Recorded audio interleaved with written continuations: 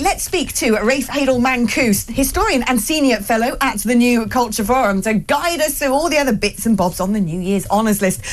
Rafe, welcome to the show. Now, before we talk about New Year's Honours, I just want to raise a small topic of something I saw on X, because I'm pretty sure that that I saw a picture of a suitcase full of gins and tonics and cigars. Yes, well, greetings from Calcutta, where I'm spending New Year's Eve under the palm trees of the Tollygunge Club. A bit of an escape from an otherwise bleak period in Britain. So I've got the essentials, got my gin and tonic, actually, right next to me. Gin and tonic from... It's called Indian tonic water, for crying out loud. Can you not get it in Calcutta? Well, if you saw the prices in the hotels here, and I always like to have an emergency stash next to me so I can have my late night tipple, and it's very good for avoiding malaria, as you know. It's the drink of empire. It built the British Empire, so I never have it far from reach. That's true. It's the quinine in it, isn't it, that supposedly cures malaria. Anyway, I just think gin and tonic cures everything, let alone malaria. Now, I didn't realise this, but you're editor of Burke's World Orders of Knighthood Merit. The editor of this tome. I don't know where to begin with this revelation. This is amazing. Why don't you have a sir or a lord or a baron or something? Well, yes, I think somehow that there's nobody in the political class who would want me anywhere near them. I think I've become a tad too controversial to be honoured. But yes, so Burke's World Orders of Knighthood Merit is the definitive guide to honours. So this is the very best topic you've brought me on to discuss today, the honours system, and whether, of course, it's been brought into disrepute by the... That's what I want to know. Is it dishonourable? Is 2024 one of the worst years for honours?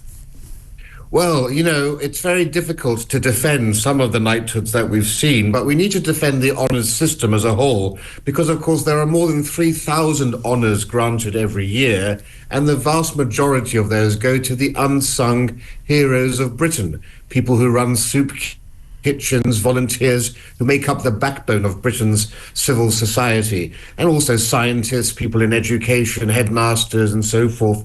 But those always get overlooked, and all that the media tend to focus on in the newspapers and the broadsheets and tabloids are the celebrities, the sportsmen and the politicians. But we mustn't lose sight of who actually constitutes the main bulk of those awards that are being granted out. But of course, no one can deny that the granting of honours to someone as odious as Sadiq Khan surely brings the honour system into disrepute.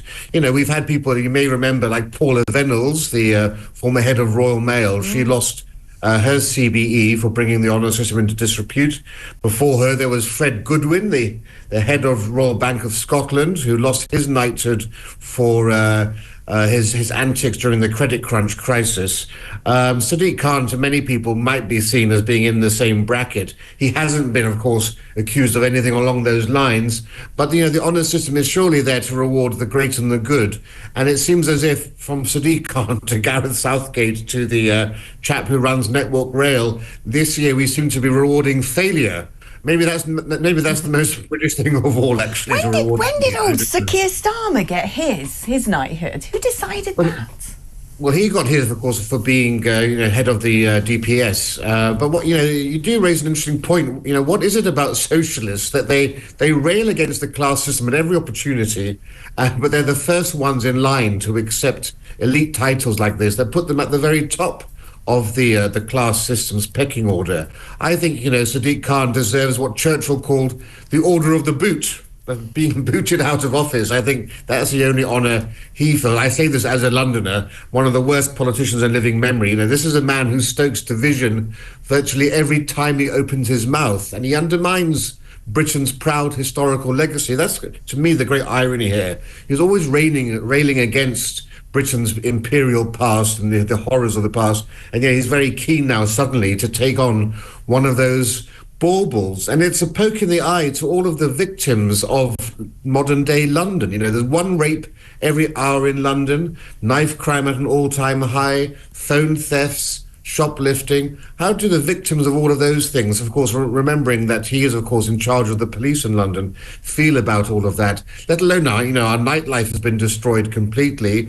Anti-Semitism completely on the run in this country as well. People who are, anti-Semitic have been emboldened by Sadiq Khan's term in office, and we've seen, now on the tube as well, people feel unsafe. You now have, crazily all these signs about sexual staring and so forth, but you can't. The Mate campaign, who can forget that? My goodness.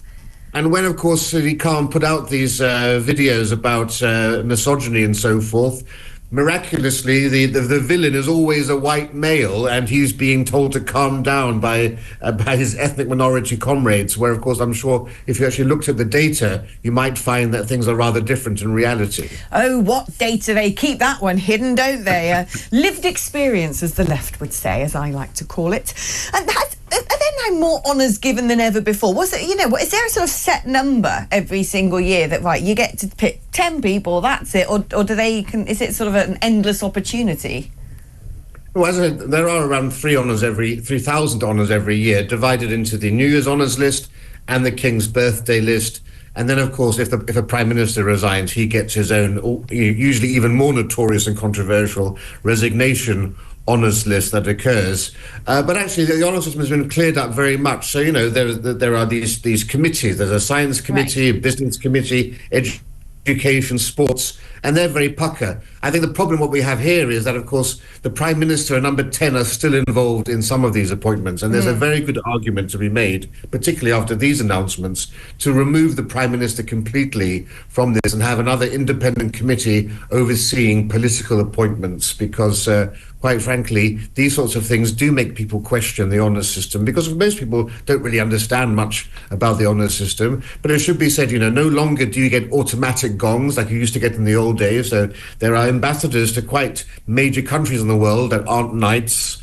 Top senior civil servants can't expect automatically to get a knighthood. So things are actually a lot more meritocratic than in the past. And that's why it's a shame to see the system being sullied in this manner. Yeah, someone messaged me earlier going, why is it that people seem to just get a knighthood for doing their job? Surely it should be sort of being exceptional in your field, going above and beyond the call of duty. And, Sadiq Khan has just done his job. He got elected. He does his job badly. I think it sort of fits into that category. Who would you say is a good honour this year? Who's well deserving of their gong? I haven't actually seen the full list, actually, because I've got very limited Wi-Fi supply here in Calcutta, so I'm just using the business centre here, so I can't say that I've seen the full list. But say what you want to about Stephen Fry. He's a very divisive character as well. I think, given his numerous charitable commitments that he's done in his life beyond the field of entertainment, I mean, that's one of the things. A lot of people who you think are being rewarded for entertainment have actually been rewarded for other things. Roger Moore, for example, he got his knighthood not for acting. He always said only his eyebrow was the only part of him able to act, but for his work for UNICEF and so forth. And so it is, as you say, when people do things beyond their main job, that's when they get recognition. Rafe, thank you, my darling. It's always good catching up with you. And don't know what time it is over there in India right now. I would venture that it's probably about, 5 in the evening or something. Am I right? I think it's gin and tonic o'clock. That's what I was thinking as well. Have one on us, would you, Rafe? And Happy New Year to you, my darling. I'll speak to you in 2025.